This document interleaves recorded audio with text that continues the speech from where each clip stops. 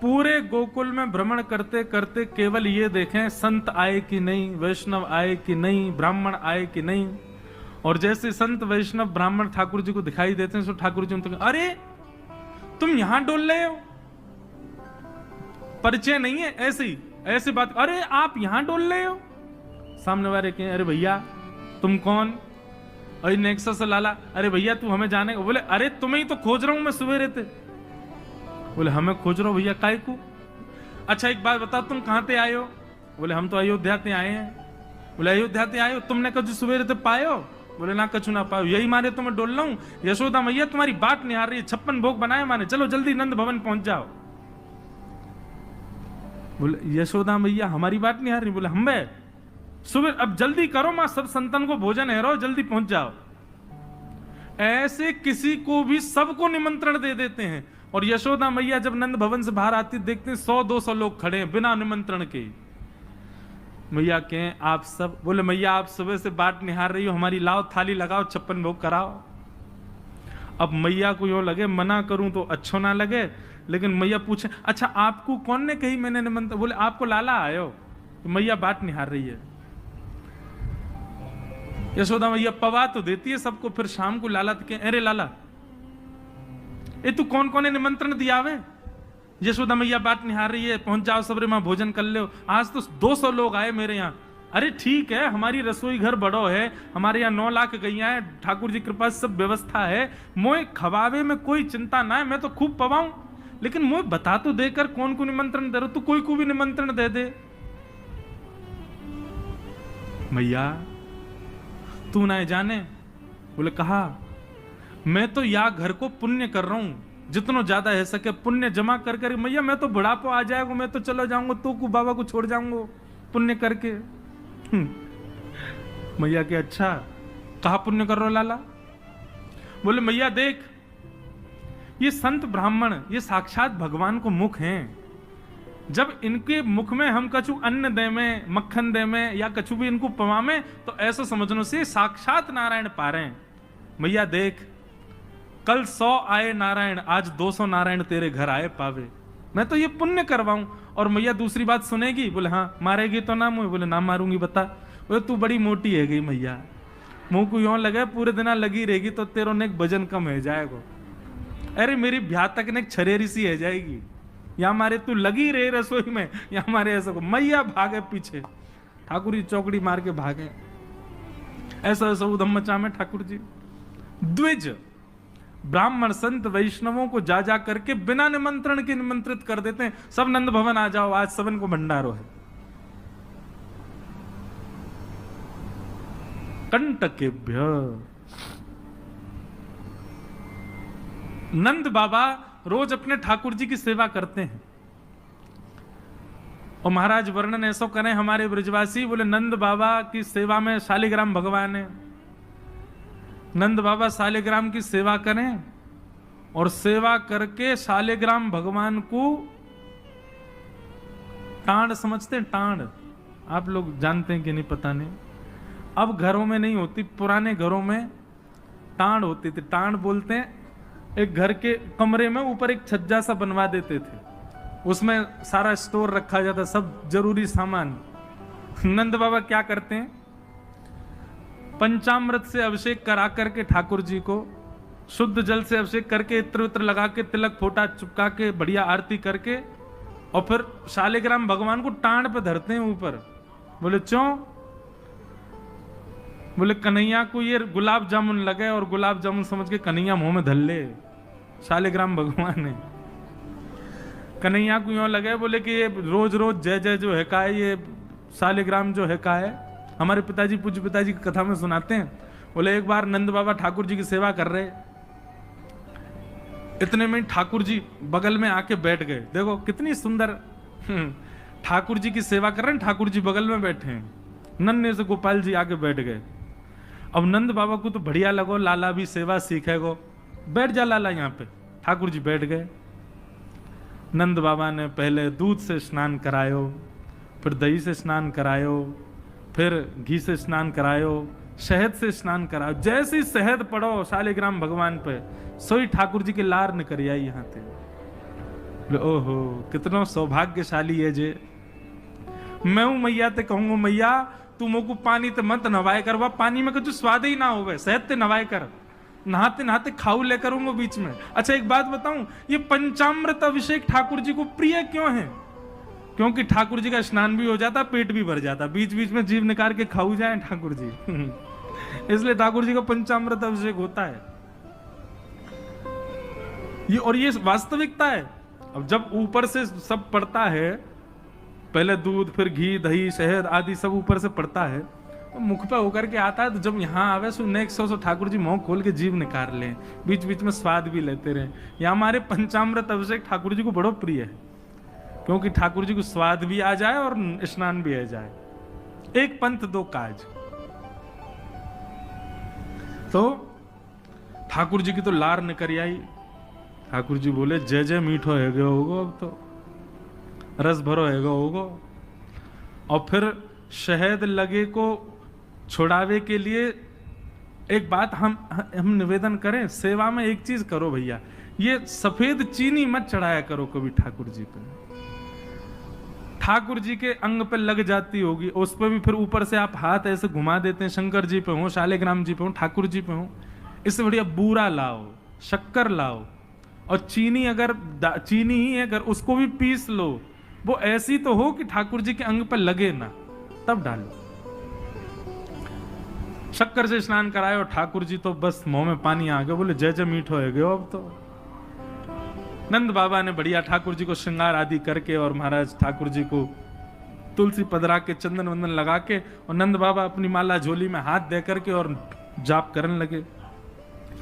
पूज्य पिताजी महाराज कहे नंद बाबा मुंह पे एक कपड़ा और डाल लें, मुख पर कपड़ा डाल के जप करने से मन एकाग्र होता है, यह भी एक साधना का एक नियम है। नंद बाबा जाप करने लगे, इतने में ठाकुर जी ने देखी बाबा तो जाप में चलोगो, अब कहां जाएगो जय जय बच के। सोई ठाकुर जी धीरे से गए और चौकी पे धरे शालिग्राम भगवान उठाए और मुंह में धर के बैठ गए, और जैसे कोई पान चूसता है ऐसे ठाकुर जी यहां से चूस रहे हैं मुंह में धर के शालिग्राम जी को, और बैठ गए नंद बाबा के बगल में आंख बंद करके, इनको ध्यान चल रहा है। बोले अभी जय जय बाहर बाहर ते चूस रहा हूं, नेक्स्ट देर में अंदर की मिठास आवेगी, शहद भीतर तक चलोगो, निकर नहीं रहो, और जोर जोर से चूस रहे हैं। इतने में बाबा की माला पूरी है। जैसे ही बाबा की माला पूरी भई, बाबा ने नेत्रन से लगा के माला और अपनो कपड़ा हटायो, जय हो मेरे साले जय जय कहां चले गए, अब तो ढूंढे पुष्प उठा के सब देखी, ठाकुर जी यही ना वहां पे। अरे यशोदा ठाकुर जी कहां चले गए, बगल में छोटे भगत जी बैठे हैं, वो बिल्कुल महाराज ध्यान करके बैठे हैं, या तरफ शालिग्राम जी दबा रखे हैं। लाला जी कहा है तेरे मुंह में, बोले कहा जल्दी दिखा। नंद बाबा ने एक गुलचा बना करके जैसे ही मुंह में दियो, महाराज सोई शालिग्राम जी बाहर आ गए। नंद बाबा तो लिए उनको सिर से लगा में, रोते रोते गए, अरे यशोदा देख आज कहा भयो। बोले कहा भयो, बोले तेरो लाला उद्यमी है, हमारो लाला उद्यमी है, ये बात तो मैं स्वीकार कर चुका हूं, लेकिन इतना बड़ा उद्यमी। यशोदा मैया बोली भयो का, बोले भैया जो मक्खन खा जाए, घी खा जाए, मिश्री खा जाए, दूसरे इनके घर में जा जाके खाया वे, लेकिन आज तो यानी भगवान ही खा लिए, जय जय खा गो, हमारे शालिग्राम भगवान को खा गए हो। यशोदा मैया बोली वो तुमने शहद पे स्नान कराए तो वह लगी होगी, मीठो है गो, जय जय खा जाओ। ठाकुर जी दूर खड़े हैं। वाह दिन से नंद बाबा को नियम है स्नान ध्यान करके ठाकुर जी को टांड पे धर के जाएं कि लाला के हाथ नहीं पड़ जाए कहीं, नहीं तो जय जय खा जाएगा। ऐसी ठाकुर जी की मधुर लीला, इतनी भाव में लीला ठाकुर जी की चल रही है कि सब रीझ जाते हैं। बंधुओं कभी कभी तो इन लीला को सुन करके कह करके और अनुभव करके तो नेत्र सजल हो जाते हैं। ये परब्रह्म परमात्मा प्रेम के पूर्ण स्वरूप बन के आए। आहा वर्णन करते हैं, ठाकुर जी ने चोरी का मन बनाया। क्यों? बंधुओं, भगवान के काल में कंस राजा ने ब्रजवासियों के ऊपर कर लगाया था, टैक्स। और क्या टैक्स था कि आप सब लोग अपने घर में गैयाओं को पालो, सारा खर्चा स्वयं करो, और जितना दूध घी दही होगा उसका 70-80% सब मथुरा जाकर के कर के रूप में जमा करना पड़ेगा। मथुरा के लोगों को और बड़े बड़े शहर के लोगों को गैया पालनी नहीं पड़ती थी, ब्रजवासी पालन करके सारा दूध घी दही देते थे। फिर कंस के लोग जो थे वो उसको बेचते थे, उससे धन कमाता था कंस। ब्रजवासी बेचारे गैया को अपने घर में रखते, उसका पूरा ध्यान रखते, और जितना दूध निकलता 70-80% सब कंस को देना पड़ता। थोड़ा थोड़ा बचता ब्रजवासियों के पास। लेकिन नंद बाबा ब्रज के राजा थे, इसलिए उनको छूट थी। वो 9 लाख गैयाओं के मालिक थे, उनके यहां इतना कर नहीं था। एक दिन ठाकुर जी सब ग्वाल बालों के संग खेल रहे थे, खेल खेल में ग्वाल बाल ने गिर गए तो रोने लगे। ठाकुर जी बोले, अरे तुम दूध घी दही खावे वारे, ऐसे कब गिर जाओ? ठाकुर सब बोले, लाला तू खावे दूध घी दही, हमें तो खावे कोई ना मिले, हफ्ता में एक बार मिले बस। क्यों? बोले सब कंस के यहां जमा करवाना पड़े। तब ठाकुर जी ने मन बनाया कि भैया ये दूध घी दही हमारो धन है, और ये साक्षात अमृत है, ये राक्षस के पास नहीं जाना चाहिए। सब ने कही, लाला कौन मारेगो तेरी बात है? कोई ना मानेगो। नेक्स्ट से तू 3.5 बरस को तेरी बातन को कौन मानेगो? ठाकुर जी बोले, बड़े है कि तो सबन को माननी पड़ेगी, लेकिन अभी से मुंह को रोक तो करनी पड़ेगी। तो क्या करें? तो बोले अभी बाल अवस्था है, राजी राजी नहीं मानते तो चोरी करके मानेंगे। सबके घरन से जब हम गौरस चोरी कर लेंगे तो फिर कंस को कहा देना पड़ेगा? कछु भी नहीं। कंस तो कह देंगे भैया चोरी है रही है हमारे यहाँ, चोर को ढूंढो, और चोर हमको ढूंढ ही ना पावेगो, कंस हमको ढूंढ ही ना पावेगो, तो हम चोरी करेंगे। सब ग्वाल बालन को ठाकुर जी ने सिखा पढ़ा दिया और ठाकुर जी ने चोरी करना प्रारंभ किया। सबसे पहले ठाकुर जी ने चोरी अपने घर में करी। यशोदा मैया ने वहां ठाकुर जी पकड़ लिए। सो ठाकुर जी बोले, अपने घर में तो मिशन फेल भयो, अब गोपीन के घर में जानो शुरू करो। ठाकुर जी ने अपनी रजिस्टर्ड एक संस्था बना ली, बाल गोपाल चौर प्रचार प्रसार मंडल, और उसके अधिपति, उसके प्रेसिडेंट बने 3.5 वर्षीय श्री कृष्ण। जैसे ही कोई बालक ब्रजमंडल में जन्म लेता है, तो जैसे बालक जन्म लेता है तो रिश्तेदार नातेदार आते हैं, उसके बाद फिर आशीष देने वाली एक प्रजाति के लोग भी आते हैं, सब घरों में आते हैं। और जब सब चले जाते हैं तब बाल गोपाल चौर प्रचार प्रसार मंडल आता है, और वो मंडल आकर के साथ में गौरज लेकर के आते हैं ठाकुर जी, गौ के खुर की रज, और उस रज से उस बालक का तिलक कर देते हैं। तिलक का करें? बोले 3 साल और इंतजार है, फिर ये हमारी मंडली में जे भी आ जाएगा, जे भी हमारी तरह चोर बनेगा। उसका जन्म लेते ही उसका रजिस्ट्रेशन कर जाते हैं ठाकुर जी। बड़ी अद्भुत लीला है ब्रज की। आहा, ठाकुर जी दूसरे इनके घरन में जाके चोरी करने लगे। ऐसा ऊधम, ऐसा उत्पात पूरे गोकुल में, महाराज नाक में दम है गयो। सब गोपी परेशान है गई, सास नजर डांट रही हैं, पति डांट रहे हैं, अरे कंस काउदना हमारे यहां सैनिक भेज के मरवा देगो, हमारे यहां से इतने दिन से मक्खन नहीं गयो है। गोपियां सब चिंतित भी होती हैं, लेकिन सबको अच्छा भी लगता है, कन्हैया आके चोरी करते हैं। तभी उन गोपियों में एक गोपी थी, उसका नाम था प्रभावती। प्रभावती गोपी एक दिन सब गोपियों से बैठ करके चर्चा, सब गोपियां कह रही थी, मेरे घर की तो ऐसे कर गो, मेरे यहां तो ऐसी मटकी फोड़ गयो, मेरे यहां ऐसा माखन चुरा गयो।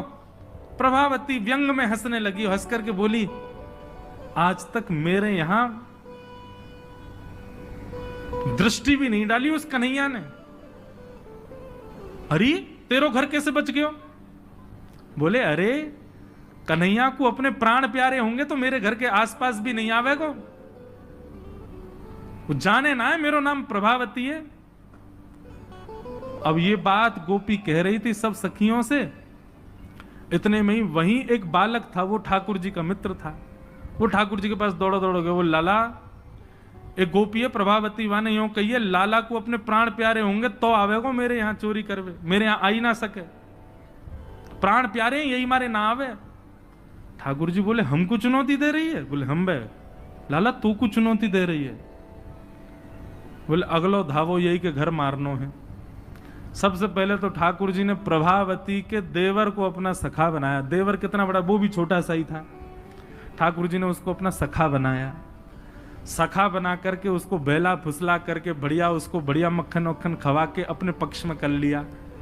ठाकुर जी बोले ए सुन, तेरी भाभी प्रभावती एक दिन चुनौती दे रही कि कन्हैया मेरे यहां चोरी करके दिखाए।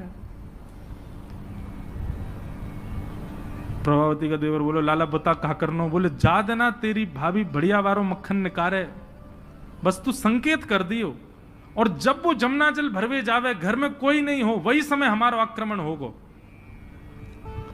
ठीक है।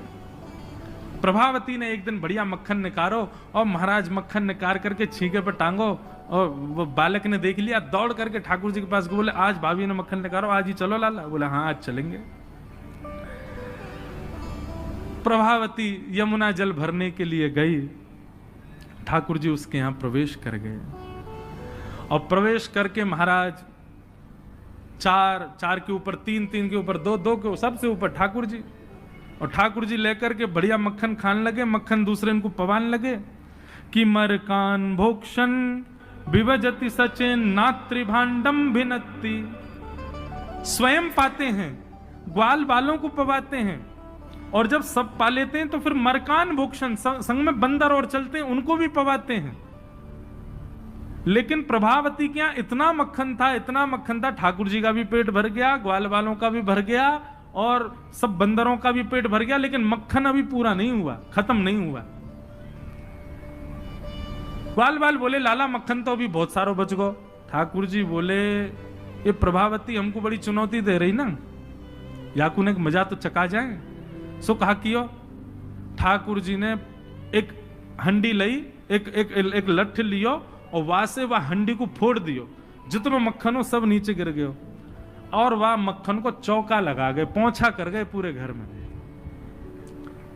एक एक कोने पे जाकर के मक्खन रह नहीं जाए कहीं भी, और पूरे में बढ़िया चौका लगा करके, और ठाकुर जी अपने ग्वाल बालों के संग अंधेरे में छुप के खड़े है गए। बोले देखियो अब मजो आवेगा, प्रभावती आवेगी। प्रभावती आई, सिर पर दो मटकियां बड़ी अचक अचक करके चल रही थी, संभल के चल रही थी। जैसे ही माने द्वार खोलो, और द्वार खोलते ही अपना पाम भीतर धरो, इतने में ही भोपाल शताब्दी की तरह ऐसी रिपटी महाराज, ऐसी रिपटी सिर में लगी, कमर में लगी, हाथ पाम बाकी सब रहे कह गए, और गिरी सो गिरी। यमुना जल मिल गए मक्खन में तो और चीकनो हो गया, अब वो उठ ही नहीं पा रही है, जैसे उठे फिर गिरे, जैसे उठे फिर गिरे। और ठाकुर जी ताली बजा बजा के हंसे, सब ग्वाला के लाला आज तो बड़े मजे आए, आज तो बड़े मजे आए। मेरी भाभी कहा कह रही कन्हैया को अपने प्राण प्यारे हमारे ना आवे। अब तो को तेरे प्राण प्यारे होंगे ना तो कभी हमको चुनौती नहीं देगी। और ठाकुर जी भाग गए। प्रभावती महाराज जैसे तैसे रिपट रिपट के बाहर आई, और जाके सीधे यशोदा मैया के पास पहुंच गई, और जाके बोलने लगी, बोले मैया अपने लाला संभाल ले, नहीं तो काउदना हाथ दिखा दूंगी याकू में। ऐसा उधम मचावे, देख मेरी कोहनी टूट गई, कमर टूट गई, ऐसा उधम मचा के गयो।